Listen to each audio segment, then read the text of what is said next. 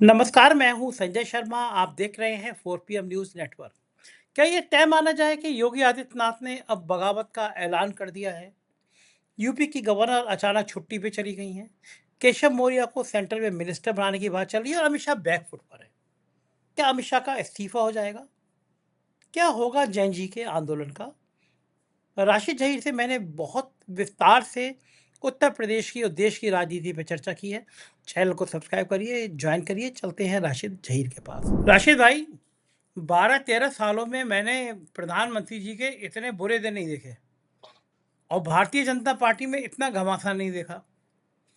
मैं पहले भी कह रहा था कि विपक्ष ऐसा नहीं है कि विपक्ष बीजेपी को निपटा ले, भाजपा को भाजपा ही निपटाएगी।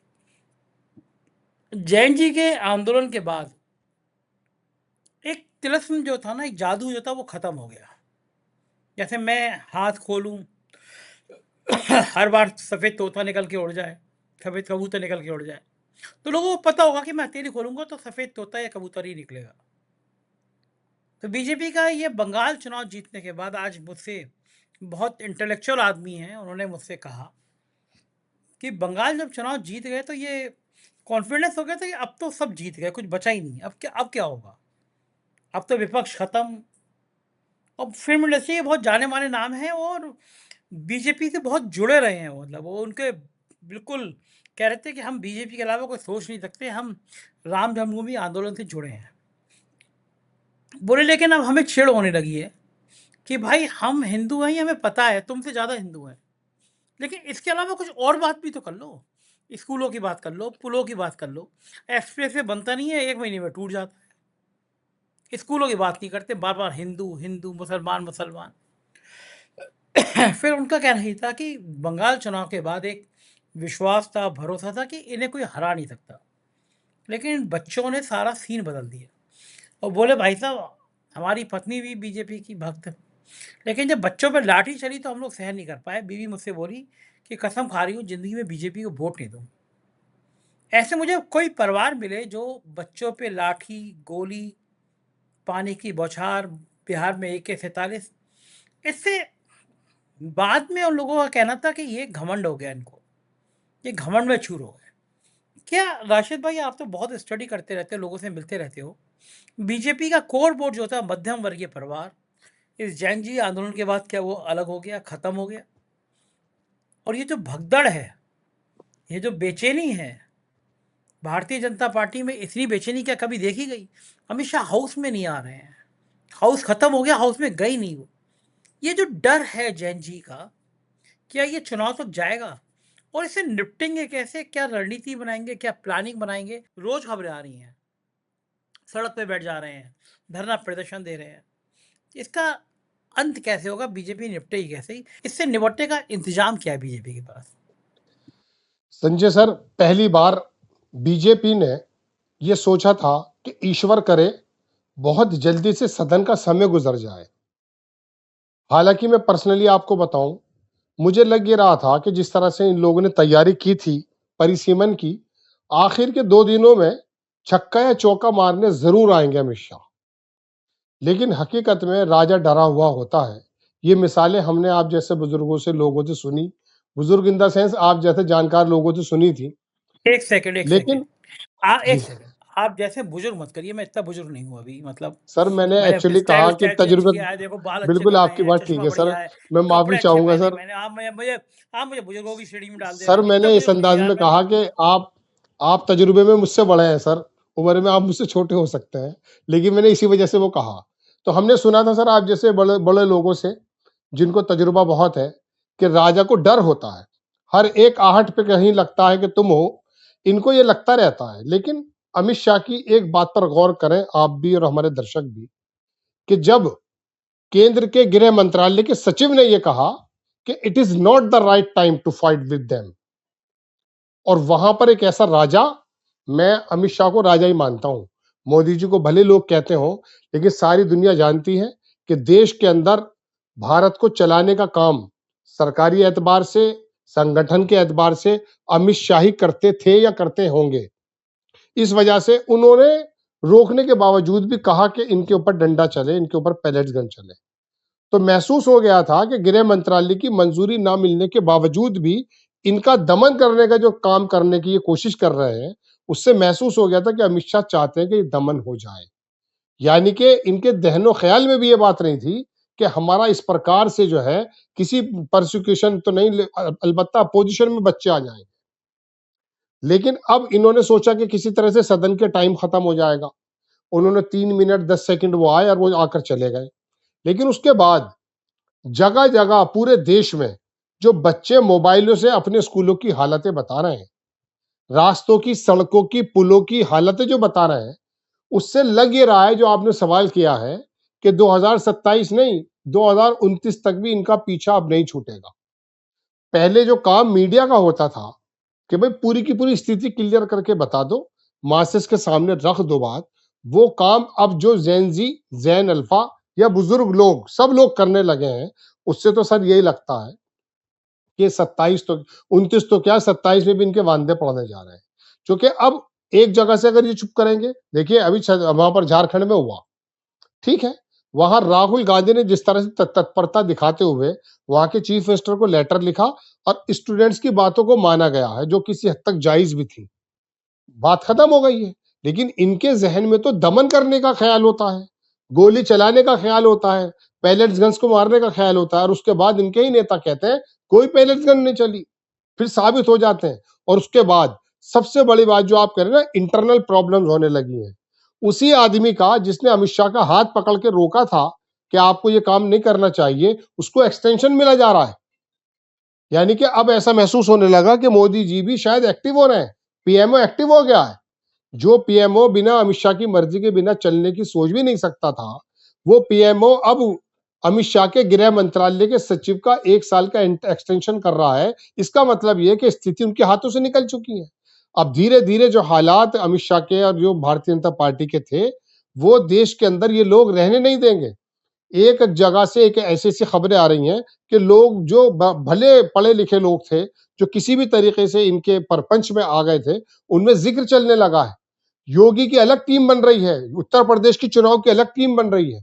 अब ये जो आप देखेंगे फिलहाल जो नितिन नवीन की टीम का जो वो हुआ है, इसके अंदर इन्होंने सारे के सारे जितने भी सोशल मीडिया पे लोग हो सकते थे, उनको कहा कि तुम्हारी नाक के नीचे इतना जबरदस्त तरीके की बगावत चल रही थी, आपने हमें बताया नहीं। इंस्टाग्राम के बारे में आपने नहीं बताया, सबको एक झटके से हटा दिया। और अब ऐसे ऐसे महावीरों को लेकर आए हैं। एक आदमी जिसको इन्होंने बनाया है, दीपक महास्के क्या नाम है उसका, 1300 अपने ट्वीट जो है डिलीट किए सर उसने, क्योंकि उसने पहले ऐसी ऐसी बातें कह चुका है कि अब उसे शर्म आ रही है कहते हुए। अब इन्होंने पूरी टीम को बदल रहे हैं। मगर एक तकलीफ की बात है हमारे लिए भी, हमारे दर्शकों के लिए भी, कि सरकार चलाने का तरीकाकार इन्होंने सोशल मीडिया के माध्यम से, गोदी मीडिया के माध्यम से, ये लोग आए थे और आज भी इलाज सिर्फ इसीलिए ढूंढ रहे हैं कि हम किसी तरीके से प्लेटफॉर्म पे कब्जा कर लें। 1,95,000 यानी कि 2 लाख के करीब यूट्यूब पर, फेसबुक पर और ट्विटर पर यहां पर अकाउंट को सीज किया जा रहा है। यानी कि लाखों घंटा रीच कम की जा रही है फेसबुक वगैरह की, मेटा की। पहले भी किया था मोदी जी ने जुकरबर्ग से मिलके, जब जमाने में बाइडेन हुआ करते थे, मेरे पे कंफर्म रिपोर्ट है बाहर के अखबार की। तो अब आकर के तकलीफ की बात यह है कि इनको लोगों के जख्मों का मदावा राहुल गांधी की तरह नजर नहीं आया कि झारखंड में जाकर के चीफ मिनिस्टर को लेटर लिख दे और एनएसयूआई के सर्वे सर्वा को वहां भेज दे। अब भी इनको इलाज ये नजर आया है कि किसी भी तरीके से सोशल मीडिया पर कब्जा कर लो, इनकी रीच कम कर लो। अब भविष्य में आप देखेंगे सारे प्लेटफॉर्म्स की जितने भी इंडिपेंडेंट लोग हैं, उनकी रीच धीरे धीरे कम हो रही है। कल की रिपोर्ट में पढ़ रहा था 30 लाख घंटे घटाए जा रहे हैं। रीच के एतबार से मेटा के बारे में रिपोर्ट है, अब यूट्यूब पर भी देख लीजिए, ये हो जाएगी। तो इनको इलाज भी ये नजर आ रहा है, लेकिन कितने भी करते रहे, अब हजारों लाखों करोड़ों की तादाद में जो बच्चे और उनके परिवार मोबाइल से निकाल करके जो दिखाने लगे हैं। आज सर आपने देखा, मैं अपनी बात खत्म करता हूं इस टर्न की, कि पुलिस वालों ने लाते मार मार के बच्चों को उठाया। यानी कि अब उनको आवाज अगर उठाने की अगर वो बात कर रहे हैं, तो ये पुलिस वाले आकर बच्चों में लाते मारेंगे, ये हाल है। यानी कि अमित शाह वाली वो टेंडेंसी कि गोली चला दो और मार पिटाई कर दो और गैर सचिव रोक रहा है, यहां पर यह हाल हो रहा है जी। क्या आपको लगता है कि अमित शाह एक बहुत बड़ी मुसीबत में फंस गए हैं? अमित शाह का हाउस में ना आना, अमित शाह का इस्तीफा मांगा जाना, क्या अमित शाह निकल पाएंगी इस हालात से? देखिए सर, बात ऐसी है, इसमें तो कोई दो राय नहीं। मैंने आपसे पहले भी कहा था जब मेरी आपसे बात हुई थी कि 3 महीने पहले की भाजपा में, 3 महीने पहले भारत के माहौल में और आज के माहौल में को नोबडी कैन जज, कोई आदमी बता नहीं सकता था कि हालात ऐसे-ऐसे हो जाएँगे। आप यकीन मानिए, पर्सनली हमें भी नहीं मालूम था कि हालात इतनी तेजी से चेंज हो जाएँगे कि लोगों में इतना गुस्सा। गोदी मीडिया ने बताया नहीं था, ये तो हमें मालूम था, लेकिन उसके बावजूद भी इतनी नफरतें होंगी। अमित शाह अजर अमर नजर आते थे। मैं नहीं कह रहा हूं, ये विपक्ष के बड़े बड़े नेता समझते थे कि अमित शाह ने ऐसी घेराबंदी कर दी है एसआईआर के माध्यम से, चुनाव आयोग के माध्यम से, ईडी के और तमाम चीजों से कि अब कोई बंदा बताइए, बंगाल जीतने की जगह लग रही है। आज ही बंगाल का रिजल्ट आया है, सुप्रीम कोर्ट बार काउंसिल के जो सदस्य जीते हैं, देखिए क्या हाल हुआ है वहां। टीएमसी ने उधम मचा कर रख दिया है वहां पर। 22-21 में से 15 सीटें उन लोगों ने जीत ली हैं। भारतीय जनता पार्टी का जो प्रवक्ता गौरव भाटिया है, वो किसी जगह लड़ रहा था, वहां पर उसकी मैं कह रहा हूँ 300 कुछ वोटें, 1200 में जमानतें जब्त हैं लगभग लगभग, अगर मैं कहूं तो। इतना ज्यादा गुस्सा लोगों के बीच में था। अमित शाह पहली बार बौखलाए हुए नजर आ रहे हैं, और जो लोगों को लगता था, हमें भी लगता था कि वाकई असीम ताकत का मालिक है ये, तमाम सोर्सेज, तमाम संस्थान इसके हाथ में है, ये चाहे जो कर सकता है। आदम खां की यूनिवर्सिटी पे आज ही 10 विभागों की वहां पर जो है छापे पड़ रहे हैं। सत्येंद्र जैन को वहां से गिरफ्तार करने की बात है कि आज भी छोड़ नहीं रहे हैं। लेकिन ये इनकी बौखलाहट और इनकी परेशानियां हैं। अमित शाह के अंदर अगर हिम्मत होती ना सर, मैं नहीं कह रहा हूं ये शब्द, मैं लोगों के कहे हुए शब्द बता रहा हूं, अगर उसके अंदर वाकई उनके अंदर हिम्मत होती, वो लौह पुरुष कहलाते और गुजरात से आए हुए पुराने लौह पुरुषों की बात को वो रखते, तो आखिर के 2 दिनों में बड़े से बड़े संपादक, बड़े से बड़े पत्रकार इस बात की उम्मीद कर रहे थे कि अमित शाह आएंगे जरूर, लेकिन वहां से भागने का, वहां से निकल जाने का, सदन को जल्दी खत्म करने का, समेटने का जो तरीका उन्होंने इख्तियार किया है, इसका मतलब यह है कि उनके मन में यह डर समा चुका है कि हालात अब वो बचे नहीं है। इनके पैरों के नीचे से जमीन निकाल रहा है ये जैन जी, और यही इनका वोटर। और देख लीजिएगा अब आने वाले वक्त में क्या होने वाला है जी। मैंने कई बार रिपोर्ट में ये कहा, छापा, कि यूपी के राज्यपाल आनंदीबेन पटेल के साम्राज्य में भ्रष्टाचार की गंगा बह गई। न जाने कितने यूनिवर्सिटी में लेक्चरर, वाइस चांसलर, सब आरोप है कि बड़ी बड़ी डील के चलते एडजस्ट किए गए। उनकी बेटी अनारा पटेल पे जमीनों के घोटाले के बड़े आरोप हैं। यूपी में बड़ी एक्टिव रही हैं वो। ये सब बातें एक तरफ, लेकिन अचानक आनंदीबेन पटेल ने गोरखपुर जाके मुख्यमंत्री की धुलाई कर दी। बता दिया कि ये तो भ्रष्टाचार गोरखपुर के अंदर है। कोई उम्मीद नहीं करता था। ये बात भी, दूसरी तरफ ये बात भी सही है कि आनंदीबेन पटेल की इतनी उम्र हो गई, इतने साल हो गए, उनको नहीं हटाया जा रहा। और जैसे ही आनंदीबेन पटेल ने हमला किया गोरखपुर में योगी आदित्यनाथ के ऊपर, अचानक स्वामी प्रसाद मौर्य एक्टिव हो गए। लोग कह रहे हैं कि ये स्वामी प्रसाद मौर्य या राजभर साहब, संजय निषाद, ये ऐसे तंत्र हैं जिनकी योगी जी या मुख्यमंत्री तार चलाते। गवर्नर पे हमला किया, गवर्नर की उम्र पे, गवर्नर की तैनाती की लंबी अवधि पर। इस जंग में सब जानते हैं कि गवर्नर मोदी जी के करीबी हैं, शाह की विरोधी हैं, और दोस्त दुश्मन का दुश्मन अपना दोस्त।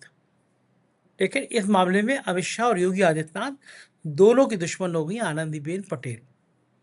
और सुना गया है कि योगी आदित्यनाथ ने गवर्नर को हटाने की सीधी सीधी चेतावनी दे दी। कहा कि गवर्नर नहीं हटे तो मामला आर पार। ये थी चर्चा चल रही है।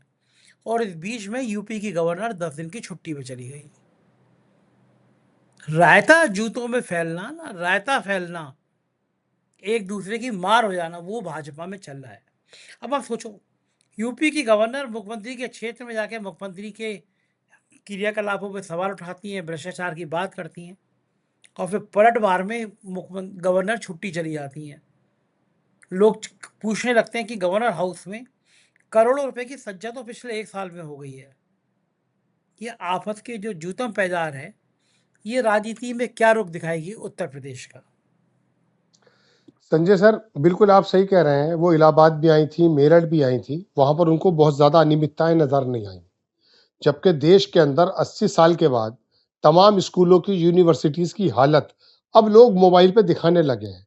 उनको अनियमितता अगर नजर आई तो योगी आदित्यनाथ के क्षेत्र में नजर आई। ये बिला वजह अनायास नहीं है। और वहां पर भी 3 सैंपल, और ये कहा कि एक सैंपल मैं अपने साथ ले जा रही हूं। मुझे मालूम है कि सैंपल को रास्ते में चेंज कर दिया जाता है, बदल दिए जाते हैं। इतनी ज़्यादा स्क्रूटनी। और आज ही मैं कहीं पढ़ रहा था, मैं श्योर नहीं हूँ, हमारे जो डिप्टी सीएम साहब हैं, मौर्य साहब, जिनका आप ज़िक्र कर रहे थे, वो गालिबन कहीं ये कहते हुए पाए गए हैं कि टिकटों का जो वितरण है, वो दरअसल कहीं और होना है। यानी कि योगी आदित्यनाथ को बड़ी अजीबो-गरीब खबर मैं आपको देने जा रहा हूँ। मैंने कहा मैंने कहीं उड़ती हुई खबर ये पढ़ी है, मैं श्योर नहीं हूँ, लेकिन उन्होंने ये कहा है कि टिकटों का वितरण जो होगा उत्तर प्रदेश के अंदर आने वाले चुनाव में, उसमें दिल्ली का दखल होने जा रहा है। ये गोया कि एक ऐसी बात है कि अगर वो वाक़ई मौर्य साहब ने लिखी है, मैंने कहीं पढ़ी है आज ही, तो वो पता चल जाता है कि मौर्य साहब किसके आदमी हैं, लोनी का विधायक किसके आदमी है, वहाँ पर दूसरे जो नेता इनके कैबिनेट में बैठे हैं, वो अमित शाह के लिए कैसा काम करते हैं। लड़ाइयाँ खत्म नहीं हुई हैं। अमित शाह ने हार नहीं मानी है। वो उत्तर प्रदेश के स्तर पे हो या केंद्र के स्तर पर हो, उनको अपने साथ-साथ, मतलब विपक्ष के साथ-साथ अपने यहाँ भी काटना-छाँटना बराबर उनका जारी है, किसी के भी ज़रिए हो। लेकिन इस बात को दरअसल ये जानते हैं योगी आदित्यनाथ। और संजय सर, मैं आपको बता दूँ, जिस तरह की प्रवृत्ति उन्होंने दिखाई है योगी आदित्यनाथ ने, वो मुझे लगता नहीं है कि किसी भी सूरत में केंद्र की इस हालात में, आप देखें कि अमित शाह पे बराबर हमले होते रहे, योगी आदित्यनाथ बिल्कुल चुप रहे। उन्होंने जैन जी के बारे में अब आके लगभग 1 डेढ़ महीने में आकर कोई शब्द कहा है। उससे पहले उन्होंने कोई शब्द नहीं कहा। उनका उनका मकसद था कि जैन जी इनकी लेग पुलिंग करता रहे, क्योंकि ये भी उनके साथ ऐसे काम कर रहे हैं। तो ये तो आपस में ऐसे छड़ जाएँगे, आपस में ऐसी चीज़ें निकल कर आएँगी। चुनाव करीब तो आने दीजिए, लोगों को मालूम है, क्योंकि ज़ाहिर-सी बात है वो अपनी उनके अमित शाह के नज़दीक भी दरअसल कुर्सी ज़्यादा दूर नहीं है। बहुत ज़्यादा दूर नहीं है, उनके भी करीब है। और वो पास आते-आते जो है ना जाम दूर हो जाए लबों से, तो ये तो दिक्कत पैदा हो जाएगी उनके लिए। तो ऐसे में उनके सामने रोड़ा योगी आदित्यनाथ भी हैं, और भारतीय जनता पार्टी के अंदर इंटरनल बहुत सारे नेता भी हैं, जिनका नाम पूरा देश जानता है। तो ऐसे में योगी आदित्यनाथ क्या कर पाएँ, दूसरे नेता क्या आ जाएँ? अभी ये जो टीम चुनी गई है, इस टीम के अंदर भी कई जगह ऐसे-ऐसे लोगों को साइड लाइन किया गया है, जिनके बारे में कहा जा रहा था कि वो शायद कुछ भाजपा की बातें करते हैं। अमित शाह के लोगों के इसके अंदर भरमार दिखाई दे रही है। कुछ जगह ये भी बताया गया, कुछ लोगों को हटाया भी गया है। तो ऐसे में तो सर बात ये है कि ये तो इंटरनल एक ऐसी लड़ाई उभर करके पूरे भारत के और पूरे प्रदेश के सामने आने वाली है कि वो जो आपने शुरुआत में अपने इस प्रोग्राम में कहा ना कि भाजपा को कोई खत्म करेगा तो ये लोग ही करेंगे। सत्ता का लोभ, राजपाट का लोभ एक अजीबो-गरीब चीज़ होती है। वहाँ कोई योगी और कोई भोगी और कोई अमित शाह और कोई कुछ नहीं चला करता। जब वाक़ई मूड होता है ना, तो बाप बेटे का और बेटे बाप का दुश्मन हो जाता है। तो देखिएगा, चूँकि ज़ाहिर-सी बात है इनके पास करके दिख जो इन्होंने करा है किया है, वो भी दिखाने के लिए कोई ऐसी चीज़ें नहीं है इनके पास। इनके पास सिर्फ़ इतना है कि किसी तरीके से सोशल मीडिया पे कंट्रोल कर लिया जाए, लोगों के दिमागों को हिप्नोटाइज़ कर लिया जाए, हिंदू-मुस्लिम की और बातें निकल जाएँ। कुछ संगठन भी निकल के इस प्रकार से आ रहे हैं। लेकिन ये कितने भी आए, लेकिन जो वोटर है ना, जो सच्चा वोटर है, जो भारतीय जनता पार्टी को वोट इसलिए दे रहा था कि यार चलो कहीं न कहीं कुछ न कुछ गुजरात की तरह इन्होंने सपना दिखाया है, इस बार नहीं तो अगली बार नहीं तो उससे अगली बार कुछ न कुछ हो जाएगा। दरअसल वो नाराज़ हुआ है इस बार, और जब वो नाराज़ हुआ है तो ज़ाहिर-सी बात है वोटों में कन्वर्जन उसका होगा। अब तो लड़ाई दरअसल मैं आपको बताऊँ सच बात, मैंने आज प्रोग्राम भी बनाया है वो, कि राहुल गांधी के पाले में गेंद है। वो किस प्रकार से अपने संगठन को बहुत सहेज करके रखते हैं, क्योंकि इस पूरे आंदोलन का जितना भी फायदा है वो विपक्ष के उन नेताओं को मिलने वाला जिनकी साफ सुथरी छवि है। क्योंकि लोग अब जो वोट करेंगे ना सर, वो हिंदू मुस्लिम पे नहीं करने जा रहे, वो साफ सुथरे प्रशासन पर, एडमिनिस्ट्रेशन पर, जो उनको चीजें देगा उसके ऊपर, जो सर्व करेगा उस पर देने का मूड है। और ये जो कॉकरोच जनता पार्टी चला रही है, और बाकी मेरठ में भी, इलाहाबाद में भी, अब अभी राहुल गांधी जाने वाले हैं उधर, जहाँ पर वो भी अभी सुना पूना के अंदर कर्फ्यू जैसे हालात कर दिए हैं। ये सारे हालात बढ़ते चले जाएँगे, क्योंकि लोगों की प्रेफ़रेंसेस अब यही होने वाली है कि हमारे स्कूल सही हो, हमारी सड़कें सही हो और हमारा जीवन स्तर सुधरे। कब तक नारेबाज़ी करेंगे? कब तक जो है यात्राओं के अंदर हा हू हल्ला करते फिरेंगे? हो गया जितना होना था। जी। इस बीच में एक खबर और आ रही है कि मंत्रिमंडल विस्तार में शायद केशव मौर्य को मोदी मंत्रिमंडल में जगह मिल जाए। बाबा के तेवरों से, हंगामे से, गवर्नर को चेतावनी देने से, गवर्नर को छुट्टी जाने पे, बाद में एक बात गाज केशव मौर्य पे आ रही है कि बाबा ने कहा है ये केशव मौर्य बहुत प्लानिंग करते हैं मेरे खिलाफ, इन्हें यूपी से हटाइए। तो क्या बाबा इस तरह की धमकी दे पाने में सक्षम हो गए हैं कि योगी आदित्यनाथ की धमकी पे कहीं डर गया है? और अगर केशव मौर्य को हटा दिया जाएगा तो ब्रजेश पाठक को क्या होगा? ये दोनों तो मेरे सुर मेरा तुम्हारा इस तरह का गाना गा के योगी जी की बैंड बजाते हैं। इस सब पॉलिटिक्स का क्या होगा? सर, योगी आदित्यनाथ तो बहुत ताकतवर आदमी है।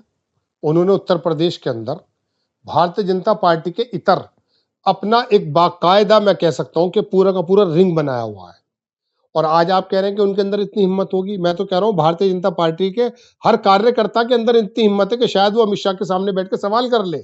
हालात अब की बार दूसरे हैं। भारतीय जनता पार्टी के अंदर बहुत सारे नेता ऐसे हो चुके हैं जो इस समय अमित शाह के जो खिलाफ थे ना, वो बोलने की स्थिति में है। योगी आदित्यनाथ तो अपने यहाँ के समझ लीजिए कि उनको मालूम है कि उन्होंने एक संगठन बना रखा है, उनके लोग अलग हैं। हर एक क्षेत्र में जाकर अगर आप देखेंगे तो योगी गुट का आदमी अलग मिलेगा। तो योगी आदित्यनाथ तो बहुत मजबूत आवाज रखते हैं। वो आनंदीबेन पटेल के को छोड़िए, वो बड़े से बड़े नेता की आंखों में आंख डालकर अपनी मर्जी मनवा सकते हैं, क्योंकि उनको मालूम है कि ये टाइम है। ये तो इस समय केंद्र जितना कमजोर हुआ है, आप खुद सोच करके बताइए सर कि क्या इतना केंद्र कभी कमजोर नजर आया था? भाई ये लोग कहते थे इस्तीफे होते हैं हमारे यहाँ, चढ़ चढ़ कर आया करते थे। आज अमित शाह के इस्तीफे की रोजाना सुबह से शाम तक 100 खबरें चलती हैं, और कहीं ना कहीं किसी न किसी खबर में कुछ जान भी होती है। मैं सच बता रहा हूं आपको कि अगर अमित शाह को इतना ताकतवर मोदी नहीं बनाते या वो नहीं बनते तो स्थिति आज दूसरी थी। मोदी शायद अमित शाह के बारे में सोच रहे होते जैसा कि आरएसएस सोच रहा है। और आरएसएस जितना करीब योगी आदित्यनाथ के है, पूरी दुनिया जानती है अमित शाह के और मोदी के इतना करीब नहीं है। तो योगी आदित्यनाथ तो बहुत अच्छी कंफर्टेबल स्थिति में है। वो अपनी बात भी मनवा सकते हैं, अपनी बात को जबरदस्ती भी कर सकते हैं। इनकी हिम्मत नहीं है आज। आज वो बात नहीं चल रही है कि उत्तर प्रदेश का नेतृत्व बदला जाए। बताइए कहीं कोई किसी खेमे से कोई बात नजर आ रही है? वरना भी 4-6 महीने पहले बस बात ये चल रही थी कि योगी आदित्यनाथ अकेले ऐसे कांटे हैं जो प्रधानमंत्री की रोड़ा बन जाएंगे अमित शाह के लिए। अब कोई खबर नहीं है। अब तो जरा जरा से बच्चे योगी आदित्यनाथ बने हुए हैं। वो चढ़ चढ़ कर आ रहे हैं अमित शाह पर। अमित शाह इस बात की स्थिति समझ नहीं रहे। मोदी जी समझ गए, आरएसएस समझ गया है इस बात को लेकर के हमारी स्थिति वो है नहीं। तो योगी आदित्यनाथ के लिए तो गोल्डन मोमेंट है। वो तो चाहते हैं और काम हो, ये किसी भी प्रकार से। यही वजह के जैन जी के बारे में उन्होंने आखिर माह के 1 या 2 शब्द तो कहे, उसके अलावा कोई शब्द उन्होंने नहीं कहा। जी बिल्कुल ठीक कह रहे हैं। ये राजनीति बहुत पेचीदी होती जा रही है, वही निगाह रहेगी। बहुत बहुत शुक्रिया, आपने समय दिया। ये थी राशिद जहीर के साथ मेरी चर्चा। आप मानेंगे और आप समझेंगे कि देश का राजनीतिक हालात तो बिगड़ते जा रहे हैं। भारतीय जनता पार्टी, मोदी जी, शाह इतने कमजोर कभी नजर नहीं आए। क्या इस्तीफा देना पड़ेगा शाह को? पॉलिटिक्स में क्या चेंज होगा, आप क्या सोचते हैं? जरूर बताइएगा। शुक्रिया, थैंक यू।